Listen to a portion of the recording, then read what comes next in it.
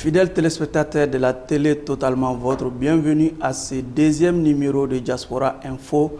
Diaspora Info, une émission qui met en lumière les activités des Maliens établis à l'extérieur et ceux de retour au Mali.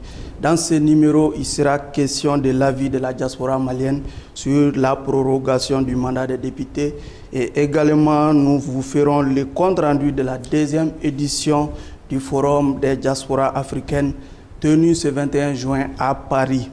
Et enfin, nous allons prendre les nouvelles des Maliens de la diaspora avec un monsieur qui n'est plus à présenter. Il s'agit bien entendu du président du Conseil supérieur de la diaspora malienne. Et encore une fois, bienvenue à toutes et à tous.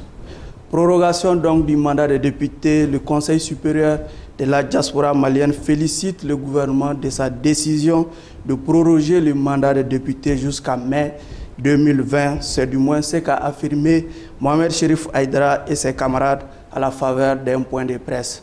Pour plus de détails, suivons cette réaction. Et il vous souviendra tous, c'est le CSDM qui a demandé la première prorogation quand nous avons entendu la convocation du collège électoral. Et nous avons demandé de proroger entre 12 et 18 mois. Et la prorogation a été de 6 mois. Et à la suite de cette prorogation, nous avons compris le souci du chef de l'État et de rassembler tous les Maliens et de les écouter et de comprendre. Et cela ne pouvait se faire que s'il y a un dialogue. Et nous avons entamé des démarches avec l'opposition pour un rapprochement avec la majorité. Nous avons réussi cet approchement. L'honorable Soumaïla Cissé, le président de l'IRD, est venu nous remercier au siège pour le rôle que nous avons joué pour le rapprochement. C'est à la suite de ce rapprochement qu'il y a eu un accord politique. C'est à l'issue de cet accord politique que nous avons eu ce gouvernement. Mais le contexte qui a prévalu le premier report n'a pas changé. Il a plutôt empiré. Nous ne pouvons pas aider le président de la République, Ibrahim Boubacar Keïta, à atteindre ses objectifs s'il n'y a pas un dialogue. Et ce dialogue doit forcément passer par une assemblée qui soit en mesure de légiférer, rien que pour aller à la révision constitutionnelle. Donc le délai étant fini, qui est fini parce que c'est fini 30 juin, nous avons écrit nouveau de dire reportons les législatives jusqu'à ce qu'on ait une nouvelle assemblée. Et nous sommes heureux et satisfaits d'entendre que le gouvernement a proposé une prorogation jusqu'à mai. Comme l'année dernière, ce vendredi 21 juin en France, la diaspora africaine a vibré au rythme du Forum des diasporas africaines tenu à Montrouge, organisé par le Conseil supérieur de la diaspora malienne. En plus d'une importante délégation venue du Mali, cette deuxième édition a enregistré une forte délégation des Maliens établis à l'extérieur. Votre serviteur était de la partie. Suivons ce reportage. C'est ici, à Montrouge, à quelques encablures de la mairie de cette ville de la région parisienne, que les Africains établis à l'extérieur s'étaient donné rendez-vous ce vendredi 21 juin dans le cadre de la deuxième édition du Forum des diasporas africaines. Initiée par le Conseil supérieur de la diaspora malienne, cette grande messe des Africains établis à l'extérieur permet à coup sûr d'aider le gouvernement du Mali à mieux cerner les aspirations de sa diaspora. Le gouvernement seul ne peut pas tout faire. Et le président de la République a instruit d'en faire son deuxième mandat, l'un des points 4, le problème de la diaspora. Et nous savons les difficultés auxquelles on est confronté aujourd'hui. Nous disons que ce genre de forum permettra d'aider l'État et les institutions qui sont en place, les organismes qui sont en place, à mieux accompagner les Maliens qui sont en France de revenir investir. Écoutez, quand on parle de diaspora, il faut surtout penser compétences. Et puis, ce n'est pas seulement les compétences, il faut la formation. C'est-à-dire que ce n'est pas des grandes universités, c'est des petites formations dans les métiers de service. Et je pense que la diaspora peut donner ça, impulser cette dynamique au Mali. Et c'est pour ça que je suis là. Je suis là aussi pour soutenir cette diaspora. Le président qui se bat tous les jours est dynamique et qui fait de bonnes choses. Il faut vraiment l'accompagner. Lancé en 2018, ce forum est un événement majeur pour la diaspora africaine. Les participants sont surtout unanimes sur son apport. Nous sommes venus au forum de la diaspora pour représenter le Mali au niveau de la gastronomie. Et moi je suis traiteur et nous faisons des plats africains en général, mais des spécialités maliennes.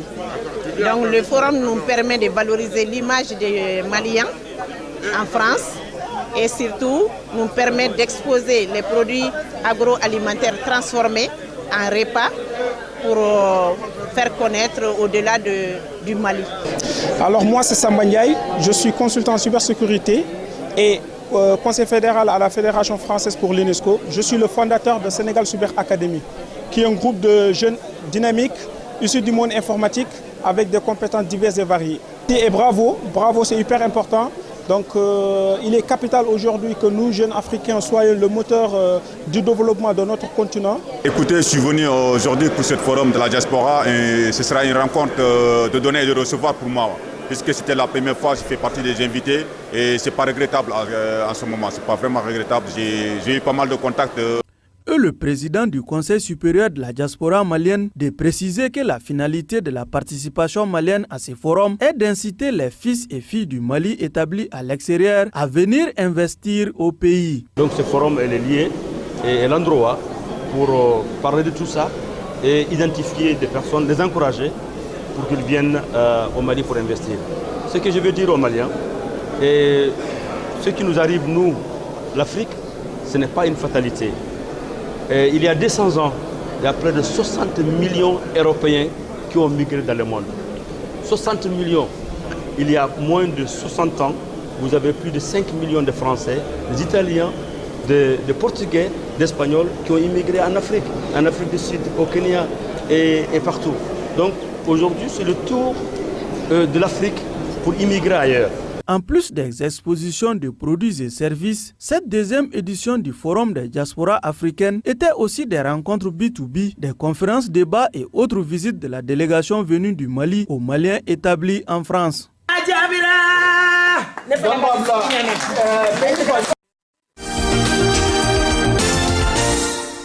Comme annoncé, nous sommes en compagnie du président du Conseil supérieur de la diaspora malienne qui vient d'ailleurs de boucler une tournée en Europe. Bonjour, bonsoir M. Aïdara. Bonsoir M. Sidibé. Et déjà, c'était quoi l'essence de votre tournée européenne?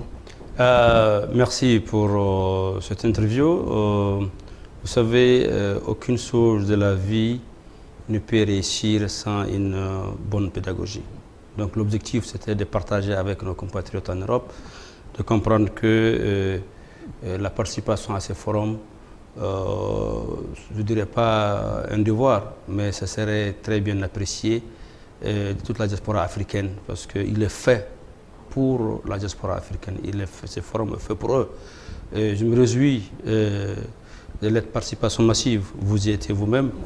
L'idée de forum est venue en 2016, on a pensé à faire un forum de diaspora malienne à Bamako. Et pendant les préparatifs, il y a eu un certain nombre de choses qui sont greffées et qui nous amenaient vers la politisation du forum. Okay. Et donc nous avons reporté ce forum et on a eu l'idée de le remplacer par le forum de diaspora africaine à Paris, au lieu que ce soit le forum de Maliens, de diaspora malienne à Bamako. Donc on est à la deuxième édition, ça a été un succès. Et la première a été également un succès. Et ça, le premier forum, on a eu plus de 3000 personnes, à peu près de 450 exposants et 50 projets qui ont été retenus. Okay. Donc d'autres projets sont en cours de réalisation. Ce forum également, vous avez vu le monde, on a aussi atteint le nombre de 3000. Et la différence parmi les projets, c'est que nous avons ce forum se focaliser sur les enseignements que nous avons tirés du premier forum. Okay. La plupart des entreprises qui n'ont pas pu investir, que ce soit des entreprises qui investissent des milliards et des entreprises qui veulent investir certaines de millions. Il y avait un problème de garantie qui se posait parce que dans leur politique, entre guillemets, c'est de dire que le Mali n'est pas une destination pour investir, il y a un problème de sécurité. Mais est-ce que vous avez réussi à vendre cette destination malienne? Absolument, absolument. Je les ai dit qu'on est plus sécurisé à Bamako qu'à New York ou à Washington. Bon, ils se disent non, il y a un problème de sécurité, l'électricité se trouve partout.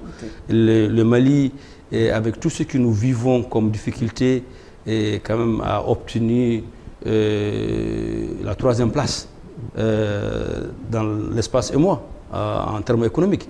Et nous avons le meilleur code d'investissement. Nous avons une agence proactive qui apaise API. Et l'investissement est suivi. Et nous avons la chance d'avoir le même ministre des Finances qui devient le Premier ministre et aussi qui accumule les 2 postes. Donc il comprend l'importance de l'investissement au Mali. Et ce qui fait que vous avez plusieurs entreprises qui sont au Mali qui investissent des centaines de milliards. Ce n'est pas pour rien que nous sommes le 2e ou le 3e pays producteur de l'or. Et ce n'est pas pour rien qu'on est un pays imminemment minier. C'est parce que les gens sont venus dépenser des milliards au Mali parce que simplement ils se sentent en sécurité. C'est l'endroit où il faut venir. Mali est notre Eldorado de la diaspora. Okay. Nous savons également qu'en marge de ce forum, vous avez rencontré nos compatriotes établis en France et en Allemagne. Bon, il y a plusieurs difficultés. Il y a, ce qu'ils ont remonté comme difficulté en premier lieu, c'est la garantie. C'est-à-dire quand ils veulent investir, les grosses entreprises disent est-ce que l'investissement est garanti par l'Union européenne? Effectivement, vous avez remarqué qu'il y a le responsable du département des garanties d'investissement de l'Union européenne était assis à ma droite. Et ce problème a été réglé parce qu'il est venu, il a intervenu, il les a rassurés. Le deuxième, c'était aussi, il y avait une négociation entre les pays membres de moi, de la CEDEAO, et pour garantir également les petites et moyennes entreprises. Cette personne également était là. Donc on a réglé dans ces forums les questions de garantie liées à des petits montants, ça dépend de ce que vous appelez petit, et aussi à des montants de milliards. Donc ça a été vraiment soulageant. Le troisième, c'est de partir avec un concept. C'est un concept parce qu'on se dit, si on se met derrière ces institutions, le processus est très lent. Des fois, pour étudier un dossier, ça va entre 12 et 18 mois, même 24 des fois. Alors nous nous sommes dit, sortons un peu de ce mécanisme traditionnel, créons un fonds, qui est un fonds d'investissement pour la diaspora, et accompagné d'un fonds, un mécanisme participatif. Ça veut dire quoi? Un fonds d'investissement participatif. Ça veut dire que toute la diaspora malienne, africaine peut participer à ce fonds. Notre partenaire Orabank était là-bas, c'est le partenaire stratégique, et d'autres banques également y étaient, et d'autres fonds d'investissement y étaient.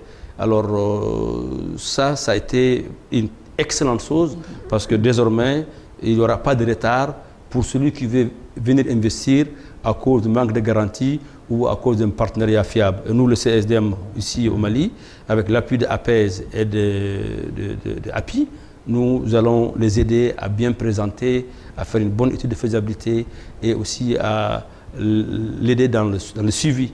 Parce qu'ils sont limités dans leur temps quand ils viennent, ils partent, c'est court. Donc cette période pourrait être assurée par des hommes et des femmes très compétents au sein de CSDM pour réaliser les différents projets. Vous auriez été aussi aperçu au Quai d'Orsay. C'est vrai. Bon, avant d'aller au Quai d'Orsay, nous avons rencontré d'abord la communauté malienne pour laquelle on a fait ce forum, et d'autres Africains. On les a expliqué ceux qui n'ont pas pu venir au forum. Le forum s'est tenu un vendredi. Il y a beaucoup de personnes qui travaillaient. Donc ils sont venus, ils ont écouté. On s'est déplacé aussi pour aller au plus grand foyer de Paris, et qui est Vitry. On les a également, avec la banque, on les a également expliqués. Et l'intérêt de ce forum et ce qui peut en découler pour bénéficier de l'ensemble de la diaspora. Et on a été également reçus à l'ambassade de Mali. Oui. À l'ambassade de Mali, on avait notre consul, parce que c'est lui notre premier interlocuteur. Parce qu'un consul, et les conventions internationales au niveau diplomatique de l'ambassade de la Convention de Vienne est différent de celui du consulat. Hein? Un consul doit être administrateur civil, il ne doit pas être issu d'un parti politique, bien qu'il y en a d'autres qui le sont. Mais il a des prérogatives, l'intégrité physique de son ressortissant, et c'est bien. Donc ce consul, notre consul, on a la chance de l'avoir à Paris. Il est quelqu'un de proactif. On a été le rencontrer, nous avons discuté avec lui, hein, et nous l'avons expliqué notre façon de voir et d'approche pour inciter non seulement nos compatriotes à venir investir, et le sujet qu'on a discuté avec lui, c'est le sujet qui préoccupe tout le monde. Nous avons des binationaux, maliens, français. Et des personnes qui veulent venir au Mali, ils ont 5, 6 enfants, et il faut un visa de 100 à 150 euros. Et pourquoi un Malien de la France doit payer un visa? Nous apportons plus de 15% de PIB. Et c'est grâce à nos remittances que ce pays encore tient debout. Vous voulez encore qu'on paye des visas à nos ambassades pour venir chez nous? Non. Nous avons demandé au consul, c'est vrai que ce n'est pas lui qui décide, mais nous allons poursuivre cette démarche pour que tout Malien qui va venir à Bamako, qu'il puisse venir avec sa carte NINA, ou bien sa carte d'identité, ou sa carte consulaire. Et il n'a pas à payer le visa. Donc ça, c'est la question que nous avons élaborée avec lui. Il a pris bonne note. Et aussi, mettre un mécanisme en place pour récompenser des hommes et des femmes et des associations qui ont œuvré pour la communauté malienne. Et cette manière de récompenser entre copains à l'ambassade des médailles d'honneur, on ne trouve pas ça très apprécié parce que ceux qui, comme disent les Ivoiriens, ils se connaissent là-bas à Paris. Les associations qui aident les Maliens sont connues. Donc le CSDM voudrait en fait réaliser ce genre de forum entre associations maliennes pour pouvoir les récompenser et également qu'on se donne la main afin de ne plus payer de visa pour revenir ce soir. Okay, pour revenir à votre rencontre avec le ministère français des Affaires étrangères. Très bien, je vais terminer avec ça parce que vous y tenez. On les avait même demandé si on pouvait venir avec les caméramans, ils disent non, ça c'est pas permis. Okay. Donc on a également écrit pour rencontrer le département chargé de l'Afrique avec lequel on a échangé sur la question du fond du Mali. Nous avons échangé sur la question sécuritaire, nous avons échangé sur les ressentiments aujourd'hui des Maliens vis-à-vis de la présence française et les Nations Unies qui est l'aménagement. Et on s'est dit vraiment, disons, nous, la vérité sans diplomatie. Il nous a donné des réponses qui nous a également permis d'avoir d'autres éléments d'appréciation qu'on ne savait pas. Alors, notre position a été celle-ci, nous, la diaspora, et cette aide de la communauté internationale, principalement notre partenaire stratégique, la France, et la façon dont ça fonctionne a été un échec total. Donc, on était porteur de messages pour dire, nous, la diaspora malienne, nous constatons que et la Barkhane et la MINUSMA a lamentablement échoué. Okay. Parce que de l'ère arrivée à nos jours, les morts continuent, c'est des villages qui disparaissent sur la carte, et ils étaient à leur débit au nord, aujourd'hui on est au centre, et Dieu seul sait demain. Donc ce que nous avons proposé, c'est vraiment communiquer à la population pour qu'ils comprennent et qu'ils nous disent quel est le plan. C'est vrai que nous en savons un peu plus, parce que j'étais à Africa numéro 1, et je dis ce qui s'est passé là-bas. Et il a apprécié, nous allons continuer la démarche, parce qu'il faut que les Maliens comprennent une chose. Aujourd'hui, les ressentiments que nous avons contre la France, contre l'aménagement, c'est tout à fait réel, c'est fondé. Mais nous ne pouvons pas terminer cette coopération sans un plan de sortie. Le plan de sortie est le suivant.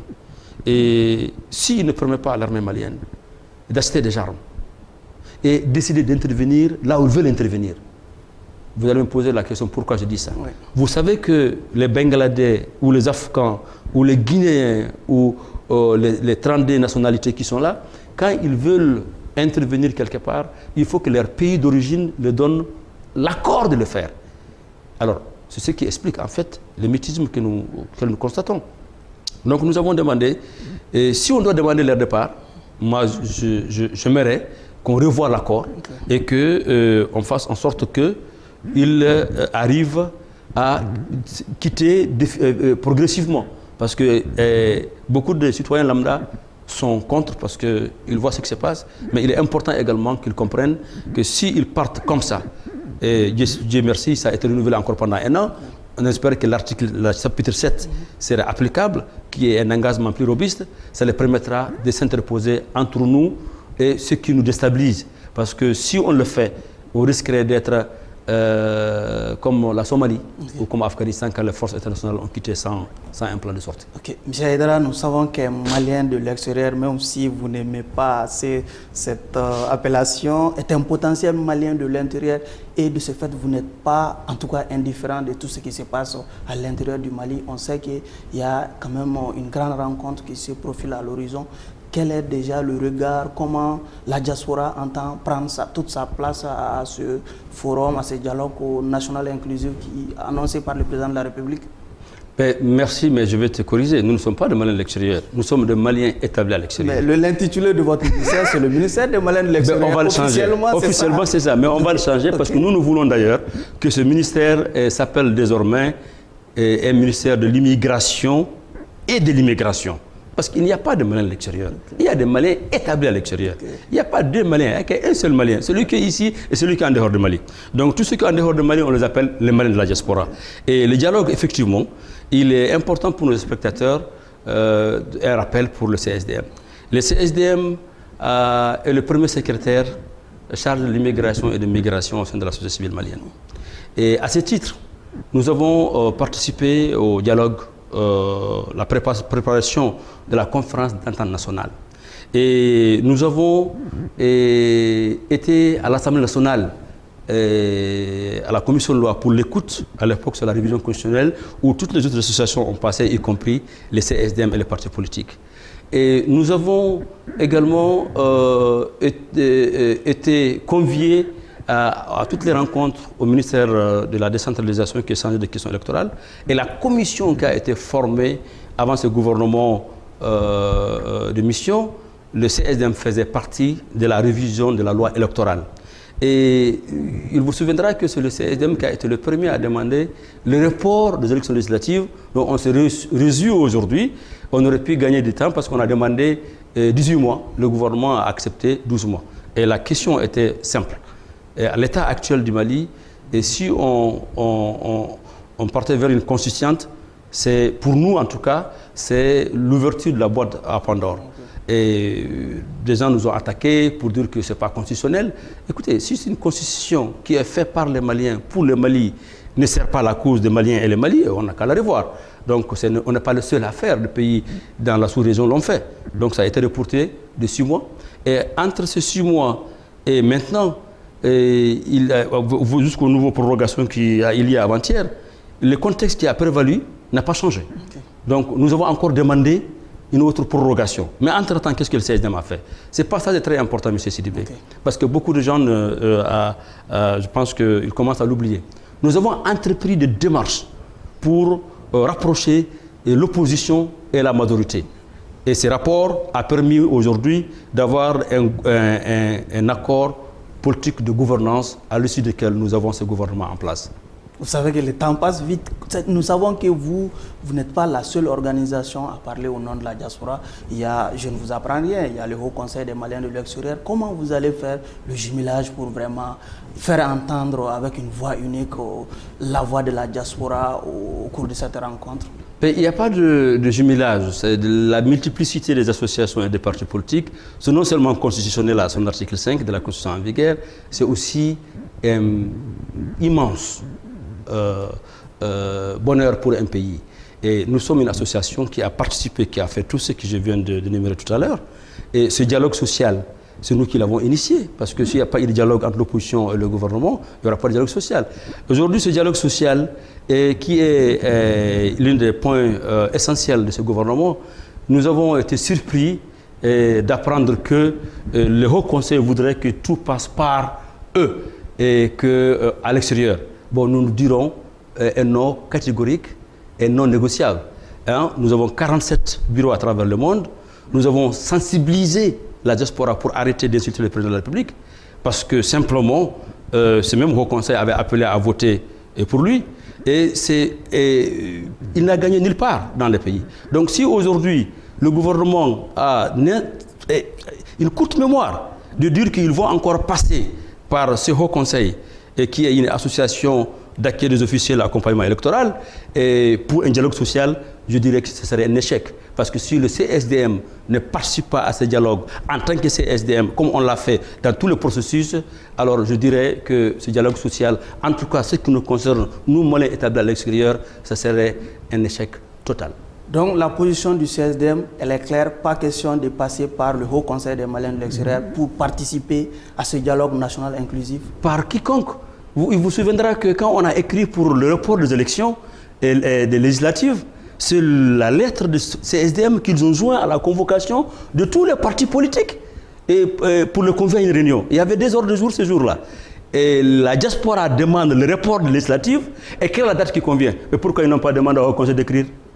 Si c'est notre lettre qui a fait l'objet d'une rencontre de tous les partis politiques, et c'est nous qui avons rapproché le chef de l'opposition et le gouvernement, c'est nous qui avons demandé le report de ces élections, et on a été consulté sur tout le processus à ce qui concerne la nation, je ne vois pas pourquoi on doit passer par une organisation. Donc le gouvernement a besoin d'un cours de rappel à ce niveau? C'est ce que nous sommes en train de faire, et nous allons le faire d'une façon claire, précise et tranchante. Je ne peux pas terminer sans remercier, les membres de CSDMF qui ont organisé le Forum de Paris. Et je commencerai par la présidente Mariatou, mais surtout Mariama Salikene, Magassa, Bagayogo, Silla. Je ne peux pas tous les citer et je les remercie et surtout remercier le vice-président de CSDM qui est Amour Dramera, sans lequel on n'aurait pas pu faire tout ça. À ces remerciements, moi je dirais merci à tous les Maliens établis à l'extérieur qui ne cessent de nous encourager pour nous encourager et nous féliciter. Un grand merci à tous les Maliens de montrer pour la chaleur de leur accueil. Pour nous contacter, il suffit simplement d'appeler les numéros qui s'affichent sur l'écran. Ainsi prend fin ce deuxième numéro de Diaspora Info. Merci à vous de l'avoir suivi et à très bientôt.